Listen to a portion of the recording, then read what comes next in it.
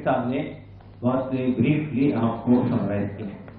देखिए, हम लोग बहुत साफ तौर पर बात कहना चाहते हैं कि ये बिल जो पार्लियामेंट में आज पेश किया जा रहा है ये डिस्क्रिमिनेटरी है, ये जो है कम्युनली मोटिवेटेड है, और ये जो है मुसलमानों के जो बुनियादी हुकूक हैं दस्तूर में, कॉन्स्टिट्यूशन में, संविधान में, उससे महरूम करने की कोशिश है।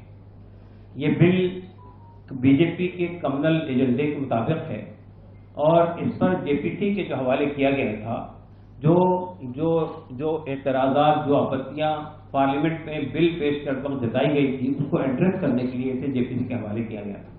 जेपीसी ने 5-6 महीने तक इस पर बात की। हमने 5 करोड़ ईमेल भेजे और उसको रिजेक्ट किया। हमने दिल्ली में, पटना में और विजयवाड़ा में बहुत बड़े बड़े धरने किए। हमने चंद्रबाबू नायडू से मुलाकात की, हमने नीतीश कुमार जी से मुलाकात की, हमने जेपीसी के तमाम लोगों से मुलाकात की, हमने जेपीसी के अंदर जाकर अपनी बात रखी और तफसील से बताया उनको कि हमारी आपत्ति क्या है। हमें उम्मीद थी कि जेपीसी जो है उन चीज़ों को एड्रेस करेगी। अफसोस की बात यह है कि जो जेपीसी में अपोजिशन के मेंबर्स थे, उनकी बातों को भी माना नहीं गया और जिन हालत में जेपीसी को बिल सौंपा गया था उससे ज्यादा सख्त बनाकर लाया गया। चंद बातें हम समझते हैं कि साफ होनी चाहिए, इसलिए कि ये भ्रम पैदा किया जा रहा है कि वक्फ की प्रॉपर्टी देश में रेलवे से और मिलिट्री से ज्यादा है। ये बिल्कुल गलत बात है। दूसरी बात ये कि ये बात पैदा की जा रही है कि जहां वक्फ बोर्ड हाथ रख देता है वो प्रॉपर्टी वक्फ की हो जाती है। फिर इसके अंदर एक प्रोविजन ये पैदा किया गया है कि अगर गवर्नमेंट का इशू है, यानी गवर्नमेंट को एक सेक्शन के तौर पर इसमें इंट्रोड्यूस किया गया है।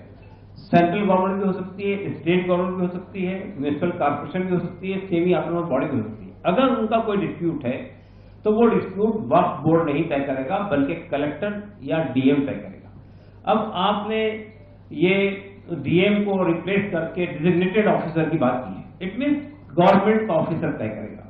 तो गवर्नमेंट ऑफिसर डिस्प्यूट किसके हक में तय करेगा, ये बात अच्छी तरह जानते हैं।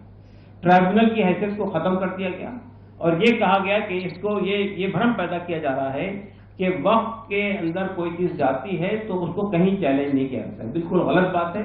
ट्राइब्यूनल के फैसले को आप हाई कोर्ट पे चैलेंज कर सकते हैं, सुप्रीम कोर्ट पे चैलेंज कर सकते हैं। फिर वक्फ बाय यूजर और ट्रिब्यूनल बहुत सारे मौजूद हैं। हाँ जी, और हमारे देश के अंदर बहुत सारे ट्रिब्यूनल मौजूद है। ट्रिब्यूनल कोई एक्स्ट्रा जुडिशियल पावर नहीं है और ट्रिब्यूनल का भी जो जज होता है वो डिस्ट्रिक्ट कोर्ट का सिटिंग या रिटायर्ड जज होता है। तो इसी तरह से वक्फ बोर्ड का जो कंपोजिशन है या सेंट्रल वक्फ बॉडी का जो कंपोजिशन है उसको भी बुरी तरह से मुतासिर किया गया।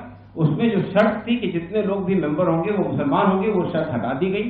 2 कंपल्सरी नॉन मुस्लिम होंगे, इसके अलावा बाकी लोग भी नॉन मुस्लिम हो सकते हैं। सीईओ के लिए जो शर्त थी कि मुसलमान होने चाहिए, वो शर्त भी हटा दी गई। तो आप देखिए कि वक्फ बोर्ड को मैनेज किया जा रहा है, सेंट्रल वक्फ काउंसिल को मैनेज किया जा रहा है, वक्फ बाय यूजर के सिलसिले में ये बात आ रही है और खासतौर से ये जो हमारी सो कॉल्ड बीजेपी के एलाइज हैं वो ये कह रहे हैं कि हमने जो अमेंडमेंट मूव किए थे वो अमेंडमेंट गवर्नमेंट ने एक्सेप्ट कर लिए। What were the amendment? ये कहा जा रहा है वक्फ बाय यूजर में ये बात गवर्नमेंट ने तस्लीम कर ली है कि अब तक जो प्रॉपर्टी वक्फ बाय यूजर के तौर पर इस्तेमाल होती थी वो एज इट इज रहेगी, अलबत्ता आइंदा वक्फ बाय यूजर का इस्लाह नहीं होगा। लेकिन इसमें एक क्लॉज ये जोड़ दिया गया कि अगर कोई प्रॉपर्टी डिस्प्यूटेड है तो वक्फ बाय यूजर उस पर लागू नहीं होगा।